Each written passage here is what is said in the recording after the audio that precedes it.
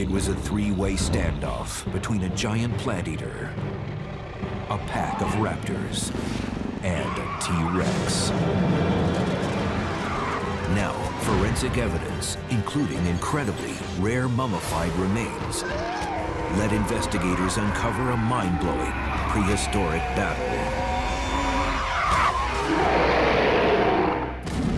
They're the Earth's first fighters, the ultimate predators. New discoveries in forensic science bring to life the prehistoric art of war. This is Jurassic Fight Club.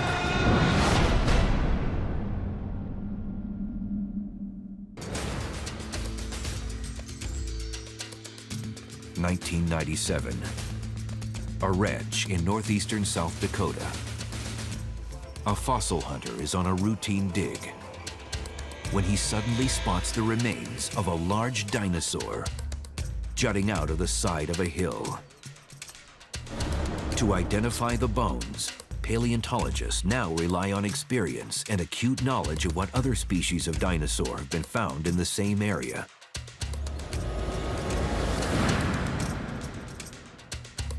Usually when you're finding dinosaurs, you got a pretty good idea as to what you're gonna find. If you're in the late Cretaceous, you have a good chance of finding like a duck-billed dinosaur or a Triceratops or a Tyrannosaurus. And so you've got some idea who the cast of characters are you might find. But very often it's not until you've actually excavated a series of bones that you can really start to get a handle on what kind of dinosaur you have. If I find even a fragment of a tooth with the serrations on it of a carnivorous dinosaur, I can often tell you exactly what kind of carnivorous dinosaur that belongs to. I don't need a whole tooth to tell you what it is. I can tell from the size, I can tell from the shape of the serrations, and so on. Paleontologists uncovered more of the skeleton and then compared them to the bones of other dinosaurs found nearby. They realized they were looking at a monster. It was a duck-billed dinosaur, Edmontosaurus. These dinosaurs were over 40 feet long, stood 13 feet at the hips, and weighed nearly 4 tons, about the size of a railroad boxcar. These are really big dinosaurs with massive tails, but their body design is perfectly balanced so that their center of gravity is directly over their hips. This allows them to grow large but still remain fairly agile. Their size is impressive, but what makes these duck-billed dinosaurs look so cool is that real funky skull. The feature that earned them the name duckbill was an elongated nose and flat beak. But one of the most striking features of the dinosaur was that its mouth housed well over 1,000 teeth. And like a modern shark, it lost and grew new teeth throughout its life. They had a battery of 1,300 teeth in their jaws at one time that would just keep growing and growing and growing. They would grind their food. They ate, we found actually stomach contents in some of these animals, showing that they ate sequoias and other plants that were found in the region. The ability to chew through plants allowed Edmontosaurus to swarm across much of prehistoric Earth. We find them preserved in the uplands, so in the more woody parts in the hills, the foothills of the early Rockies. We find them in the stream valleys. We find them in swampy environments. We even find duckbills that lived all the way down to the coasts. So some of them lived on the shores. So a duckbill like Edmontosaurus, we find actually in several different types of environments. It functioned pretty well in forests, in the streams, in the swamps. As long as it could find some plants to eat, a duckbill was happy. It's their ability to eat the tough plants of the late Cretaceous that allows Edmontosaurus to outcompete and ultimately replace earlier dinosaurs like Tyrannosaurus. And it also allowed them to grow 40 feet in length and stand tall enough to look through the upstairs window of a 2-story house. Edmontosaurus was one of the largest herbivores in North America. Its large size also helped protect it from vicious predators. Once these dinosaurs reached adulthood, their size made them less of a target from attack. The juveniles and subadults, on the other hand, were in constant danger, especially the subadult males. Once they reached a certain age, I think they were driven from the herd and sent off on their own to mature and form herds of their own. A single bull would need to be on the alert to every form of danger. Lacking armor and obvious weapons, at first glance, this dinosaur looked like easy prey. But when investigators inspected the skeletal design, they found that they were far from helpless. A big adult Edmontosaurus is bigger than a rhino, as big as an Indian elephant. So that's a big hunk of meat. If you're that big, you can defend yourself just by wrapping your tail around, by kicking out with your legs, and even by smacking it with that big duck bill. If you're an Edmontosaurus and you're under attack, the first thing you want to do is run away. Although it's a fairly large animal, it was still relatively fast. But if it couldn't outrun its attacker, then it used its massive tail. It could swing that thing like an oversized baseball bat and crush its opponent if it could hit him. Today, there's one clear link that gives scientists insight into prehistoric behavior. It's animal instinct, which does not change through thousands of generations. Well, Edmontosaurus was sort of the wildebeest of the Cretaceous plains. It was actually larger than a wildebeest, but in terms of dinosaur communities, it would be in that approximate size range. The reality is they probably had a couple of different strategies to deal with predators. So one of which is by their sensory component, where they actually have a good sense of hearing, they have a good sense of vision, they can in a sense sense the predators and avoid them before the predators get close enough to do any damage. Another strategy that virtually all, or many prey animals have today is to have many sensory systems working at the same time. In other words, they live in groups, they live in herds. Consequently, the idea of predator detection becomes enhanced with living in a group. Fossil evidence found in sites throughout North America suggested that these dinosaurs traveled in herds. They lived in very, very large herds, perhaps as many as 10 to 20,000 individuals in a herd.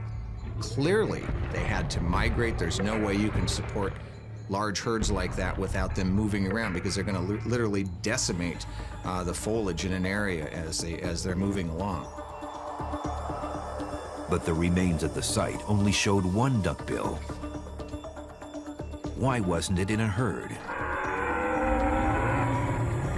Since this duckbill skeleton was found by itself, it's easy to believe that it was either separated from the herd or was alone when it was attacked. There's no evidence that any other duckbills were with it.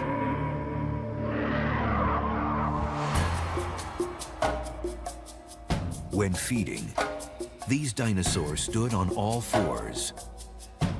But there was one stunning feature in the way it moved.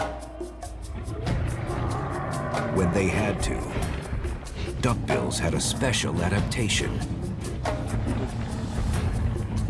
They walked on two legs. We know by studying a lot of fossil footprints that Edmontosaurus and its relatives walked on two legs most of the time. I'm sure that larger members found it easier to walk on all fours, but when they needed to, they could get up on their hind legs and run. Maybe not incredibly fast, but hopefully faster than their attacker. In 1998, the investigation deepened.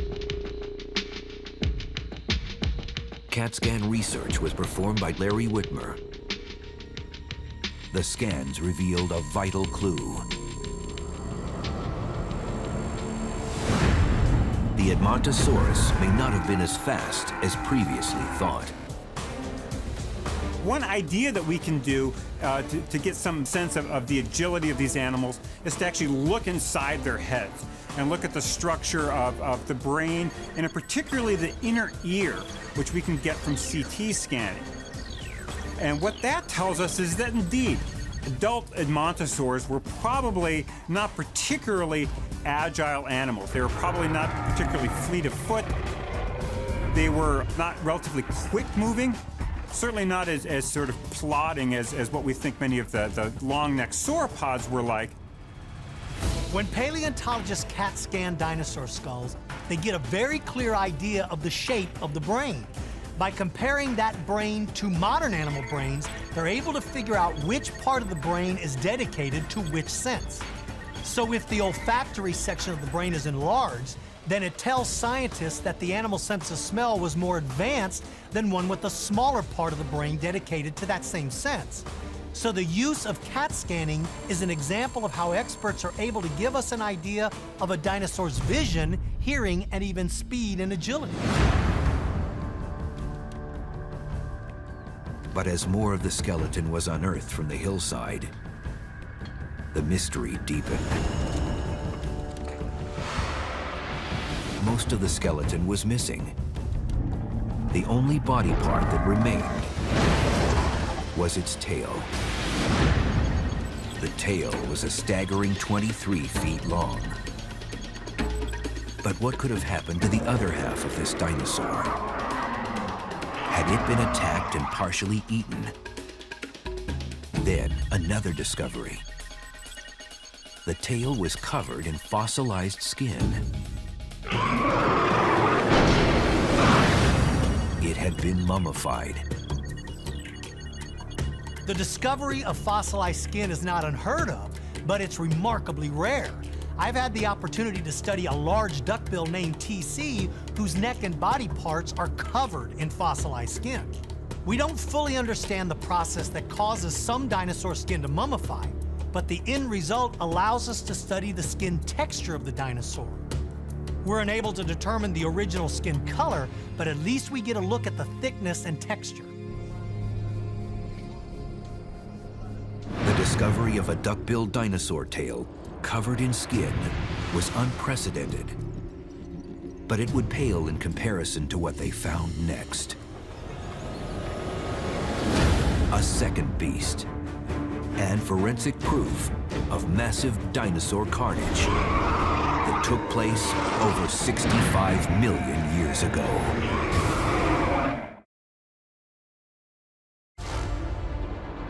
It is a find unlike any in modern science. The tail of a giant plant eater had been discovered. And incredibly, its mummified skin survived.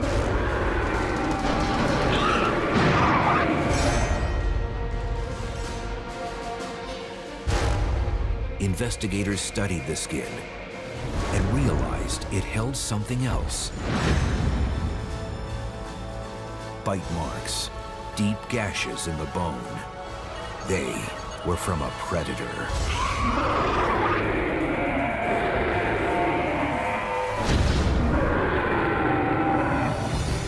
Looking at the tooth marks left in the skin of the tail of this dinosaur, my first reaction was, holy cow, it's been bitten. But then as you look more closely, you see that these tooth marks are relatively small and very few in numbers. Whatever had left the tooth marks was not very big and certainly not overly powerful.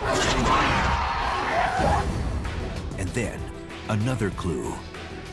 Sifting through the soil found in and around the bones, they found numerous small teeth with serrated edges. They would reveal the identity of the dinosaur that feasted on the duckbill. These teeth belonged to a lethal predator. It was Dromaeosaurus, from the family of Raptors. The raptors, or dromaeosaurs, were generally small animals, generally large-brained, large-eyed. They're characterized by a very large claw on the foot, which is kind of like a can opener. a very nasty looking claw, which had to be held off the ground actually because it was so recurved and sharp at the end. These are incredibly vicious little dinosaurs. They're built for speed and maneuverability, and they're armed to the teeth, literally. Although they're very small, one would be more than a match for a grown man, but a pack of these would be pure hell for most of the herbivores that shared their environment. These raptors were small compared to most of the dinosaurs they hunted. They stood only 3 to 4 feet tall at the hips, were 6 feet long, and weighed less than 100 pounds. Their smaller size meant that these dinosaurs had to be cautious when taking on bigger prey. Having a delicate skeleton almost requires that these animals, in a sense, be careful. What that means is that they must have some sort of agility that allows them to use these weapons, yet still protect themselves. What's interesting is that we can now, with this new CT technology, look inside their skulls for evidence of that agility. And we find it. When we look at the inner ear, what we see is long, delicate canals that suggest that these animals were relatively quick-moving, had good eye-hand coordination, and likewise were generally agile animals. When these predators jumped in to inflict damage, they relied on 2 basic weapons to take down their prey. The first weapon was their teeth. Dromaeosaurus was one of the nastiest dinosaurs that was around. They had a rather very sharp row of teeth, very blade-like. They were used in kind of a cookie cutter action, if you will. Recurved teeth helps them to slice through the meat. So they bite onto something and the teeth tear into it. And they've got these little serrations down the front and the back that tear through the muscle fibers. The recurved part means as the skull pulls back, it carves into the flesh and helps tear out a nice chunk. So it helps them slice through the meat much more effectively. Sharp, serrated, and recurved, their teeth were capable of causing some serious damage. But the most powerful weapon in their arsenal was their claws. Basically, I think that raptors relied very heavily on their hands and their feet for killing. You can see that in the case of a raptor, you have claws that are in fact bigger than its own teeth. That's telling you something right there. Whereas in the case of, say, Tyrannosaurus rex, if you look at the teeth of Tyrannosaurus rex, they're as large as or larger than the claws. So again, there's a reversal there, and it's telling you that, okay, Tyrannosaurs are using their mouth to kill. Dromaeosaurs are probably using their hands and feet more than anything else. To compensate for their smaller size, these raptors may have hunted in packs.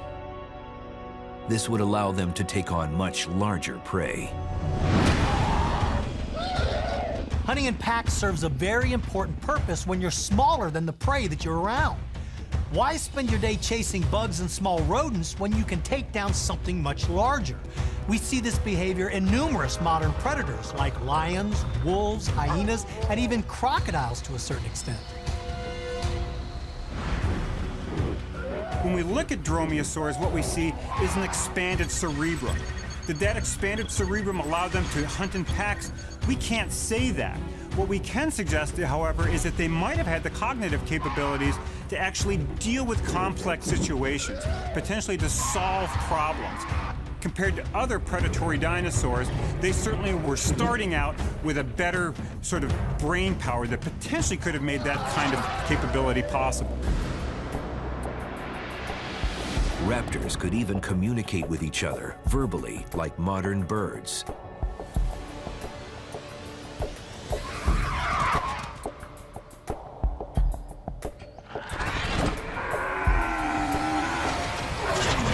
When I looked at the bite marks on the Edmontosaurus tail, I could see that they were not very deep and they were relatively small. That suggests to me that whatever bit this dinosaur did not have the jaw strength or long teeth necessary to really bite deep into the hide. And then the discovery of the raptor teeth found nearby clinched it for me. I believe the most likely candidate for whoever left those small bite marks on that tail was Dromaeosaurus. But was there other evidence to support the notion that raptors preyed upon the duckbill? Other dinosaur remains found at a second site in South Dakota would prove they did. We actually have a site where we found Dromaeosaurus bones with Edmontosaurus, and that's the Ruth Mason Quarry, where we've got a bone bed of several thousand individuals of Edmontosaurus, and every once in a while we'd find a bone or two of Dromaeosaurus in there. So they were not only contemporaries, but obviously these Dromaeosaurus were out there eating on these Edmontosaurus. But why would only the teeth of a raptor be found near the tail? When predatory dinosaurs like Dromaeosaurus feed, it's not unusual for them to break off a tooth. In fact, their teeth are actually made to break off and be replaced by the tooth growing underneath it. This is a great way to ensure that they always have a sharp set. Unless the Dromaeosaurus is killed in the process of eating his meal, the only evidence you're going to find that they were even there are these broken and shed teeth. But the question still remained. Would a pack of raptors be willing or able to take on a dinosaur 10 times their own size? Would a Dromaeosaurus go after an Edmontosaurus? Well, a single Dromaeosaurus, no way. That'd be suicide for that Dromaeosaurus. It would get crushed. But if there were a situation where a pack of Dromaeosaurus could come at the sides of the Edmontosaurus, the Edmontosaurus is not an armored dinosaur. It's not protected on its sides. The Dromaeosaurus can go after them. And once it starts getting weak, it's going to collapse, and they can finally go after the real killing spot, the throat. Once that throat's really exposed where they can get to it, they can bite in there, they can slash, and that duckbill, it's got no more chance at that point. With deadly claws, a mouthful of meat-slicing teeth, and strength in numbers, science began to paint a picture of a battle between a large plant-eater and a pack of raptors. But investigators were about to make another discovery. Evidence of a third dinosaur. It was the king of the prehistoric kingdom. And it would change everything experts thought they knew about what happened here.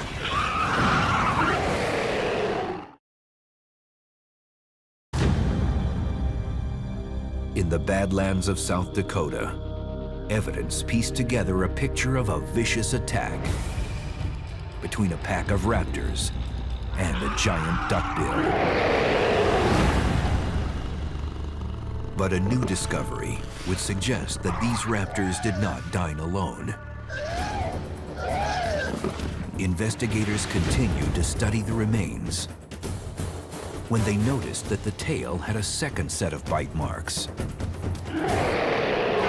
But these were not raptors. Stunned is the only word I can think of to describe my feelings when I saw those second bite marks on the tail.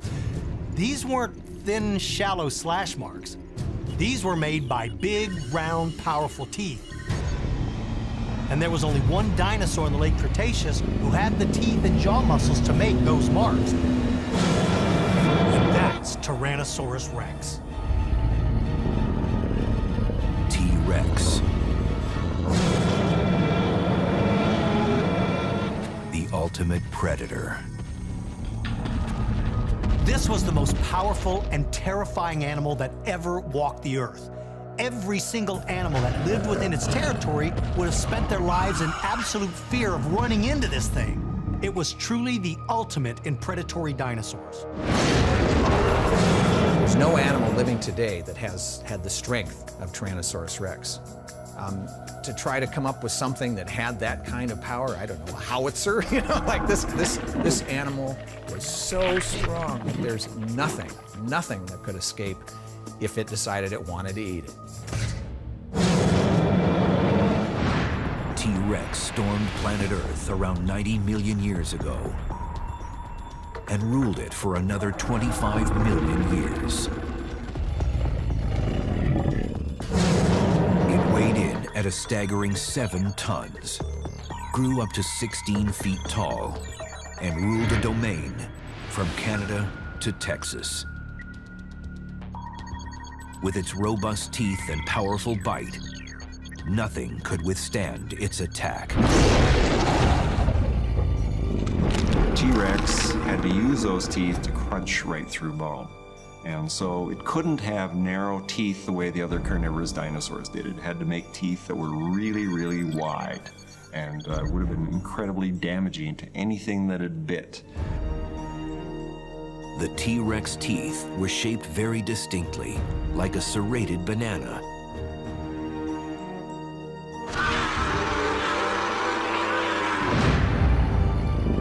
So investigators went back to the drawing board, and one thing immediately became clear. The T-Rex did not kill the Edmontosaurus.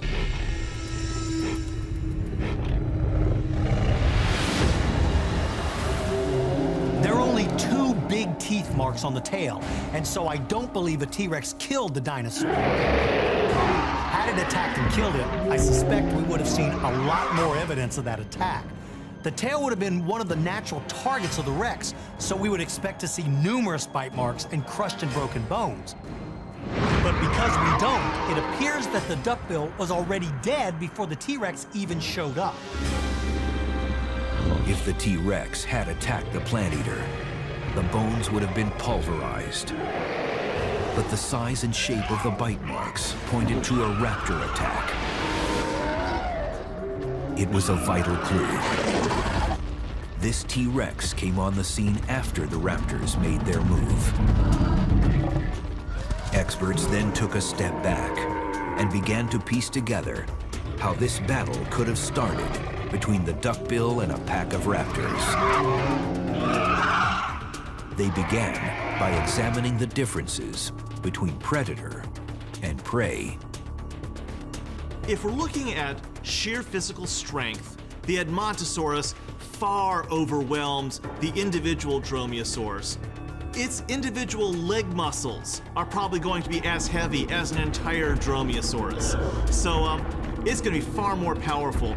And maybe even if you totaled up the muscular strength of all the pack compared to the Edmontosaurus would still probably win. So this is one where the duckbill is definitely more powerful than the predators.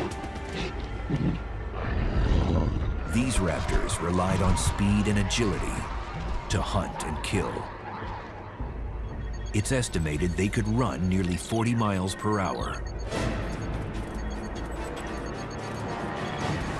Raptors, of course, are animals that are very fast and agile. And so the advantage of the dromaeosaurs against an Edmontosaurus would be their speed and agility.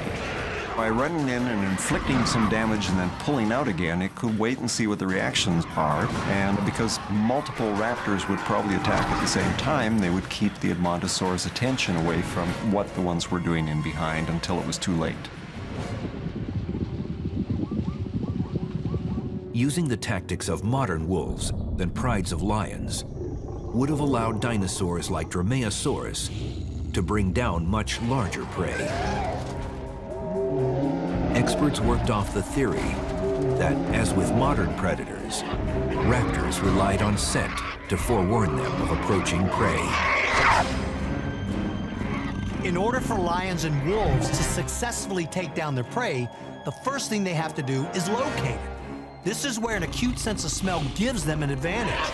Raptors would have relied on the same sense of smell to detect and recognize their prey long before they could see or even hear it. This way, the pack has time to set up an ambush and surprise their victims.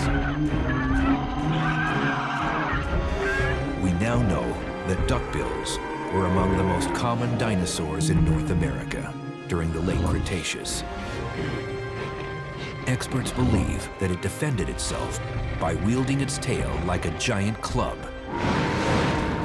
It is estimated that a direct hit would be enough to send a small car flying.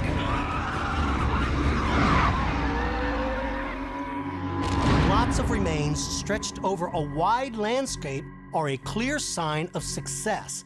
When it comes to Edmontosaurus, we find tens of thousands of fossilized remains throughout North America. Because we find so many, they certainly had the ability to defend themselves. And so my guess is that their tail was its primary weapon. But you better not count out the raptor. It's designed to kill, and so it has a very large arsenal.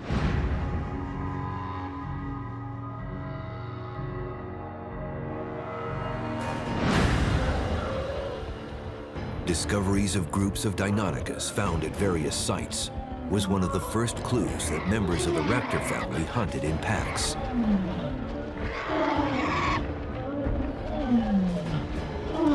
Although these pack-like hunting methods are used by modern mammals, its origin lies with these early bird-like dinosaurs. The T-Rex had heavier bones than the bird-like dinosaur. Its skeleton was built for heavy-duty power. If a pack of raptors were faced with something as massive as a Tyrannosaurus Rex, then they'd be faced with a life or death decision, fight or flight. Modern predators are faced with these same decisions every single day. Do you stay and take on your rival, or do you split and then live to fight another day?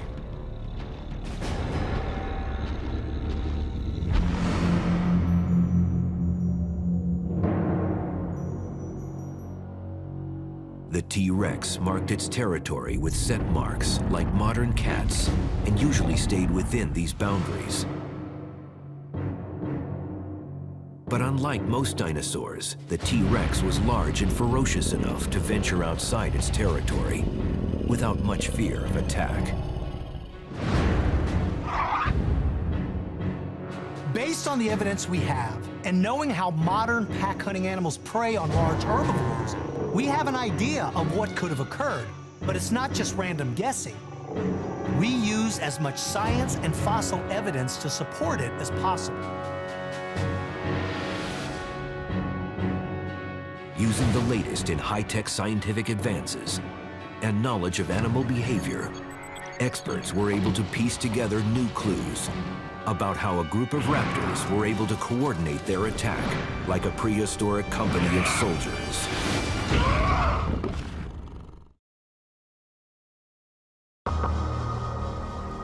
"65 million years ago, where South Dakota is today,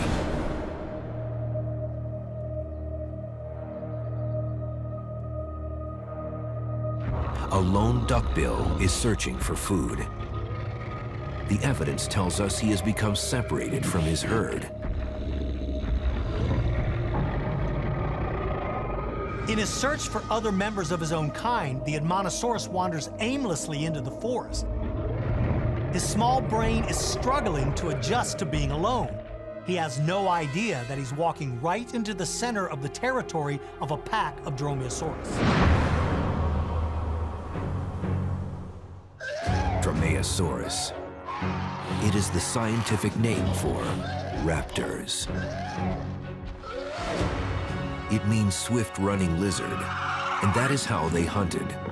They would ambush their prey and run them down. Usually, they would take on smaller prey, but if a large herbivore stumbled across their path, they would attack by instinct. Waiting for the opportune moment to attack, the Dromaeosaurus remained motionless. Then the Edmontosaurus walks into view. Its size is immense compared to these little raptors.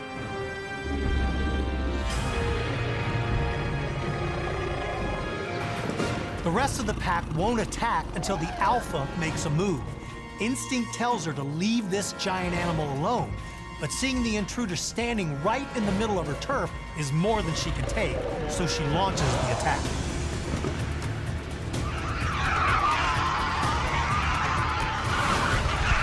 The duckbill had a thick hide and the ability to shake rapidly to throw off attackers. Raptors had terrific balance and were able to land on their feet like cats.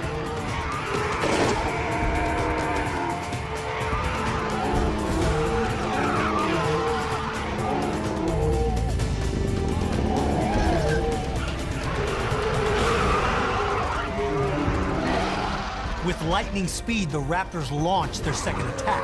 This time, they focus on the skull and the neck of the duckbill. Although their claws are sharp, hide of this Edmontosaurus is really tough and hard to penetrate, so they target a thinner section, and that is the neck. Raptors were smart enough to target their attacks to vulnerable areas, such as the eyes and throat. The idea was to disable their victims quickly and watch them bleed to death, to avoid a protracted fight that could lead to injury.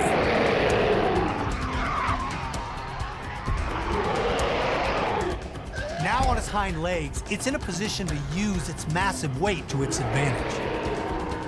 Waiting for the right moment, it leans forward and crashes to the ground, crushing one of the raptors under its front foot. Raptors had hollow bones like birds.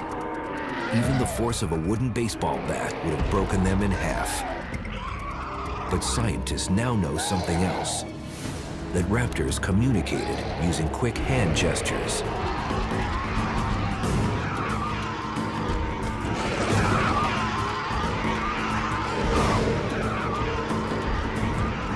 Raptors, like Dromaeosaurus, have fairly complex brains for a dinosaur. What makes them such efficient killers is that they have the ability to react to a situation in relatively short order. Launching a simultaneous attack is a very effective maneuver when attacking something as big as Edmontosaurus. The Edmontosaurus skin was up to 3 inches thick and was covered with small, round, armor-like calluses.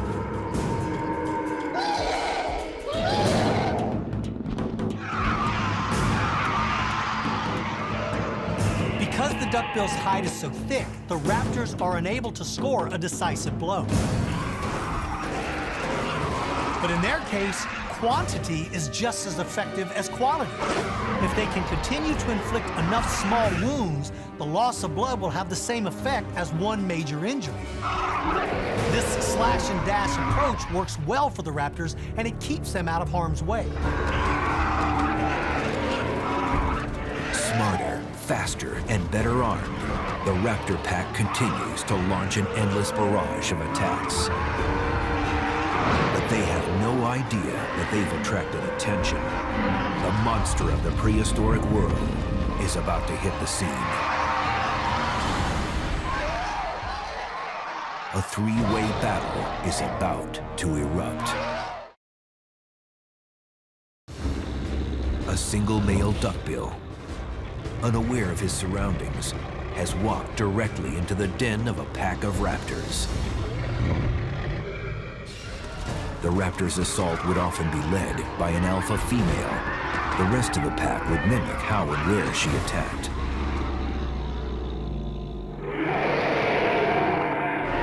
With larger prey, the strategy would be to surround the victim and overwhelm it.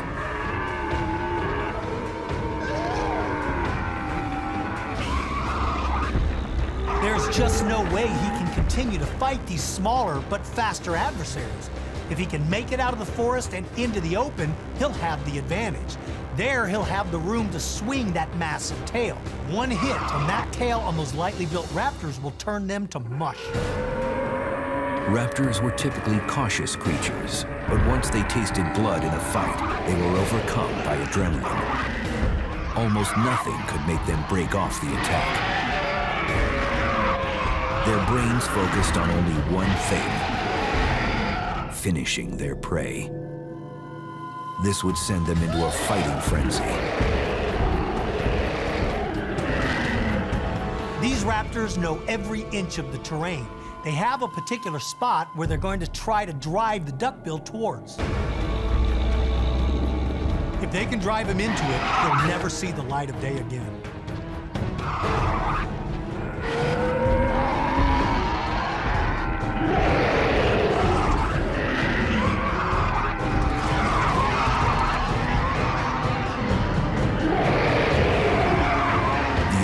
Tail of the Edmontosaurus, typically used to balance its massive frame, was reinforced by a series of interconnecting rods that made it stiff but strong, making it a potent weapon that could be swung like the arm of a crane.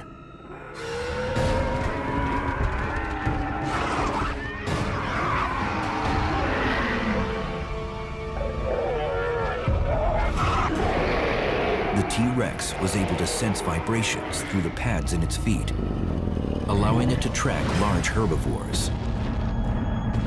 Tyrannosaurus Rex is capable of picking up vibrations through the pads of its feet. The sound waves created by the battle are transmitted through the ground into the feet, up the skeleton, and then into the inner ear. So T-Rex is able to feel the battle through his feet. Every time the Edmontosaurus stomps its foot, it creates a ground tremor, and the Rex uses those tremors to zero in on the target.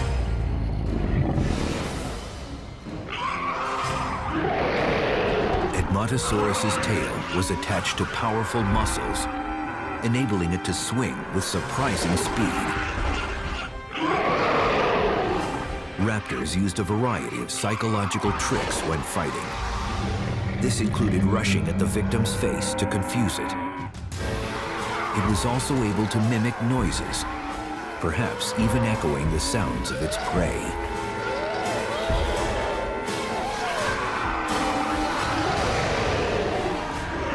Although these cuts to the throat are not deep, the alpha continues to attack the same spot over and over again.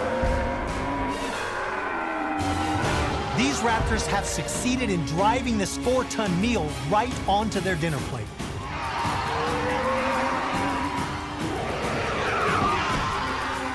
T-Rex had a superior sense of smell, more powerful even than today's dogs.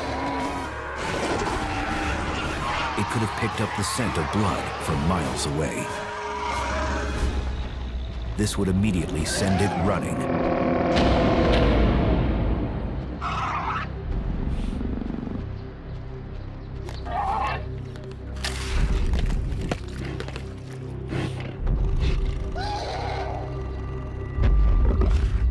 Predators are opportunistic, and the bigger they are, the more opportunities they have.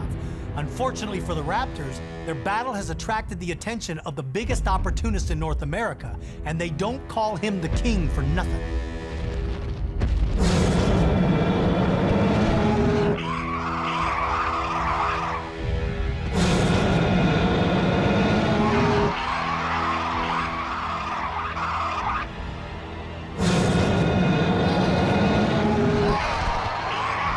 Raptors would never fight a T-Rex.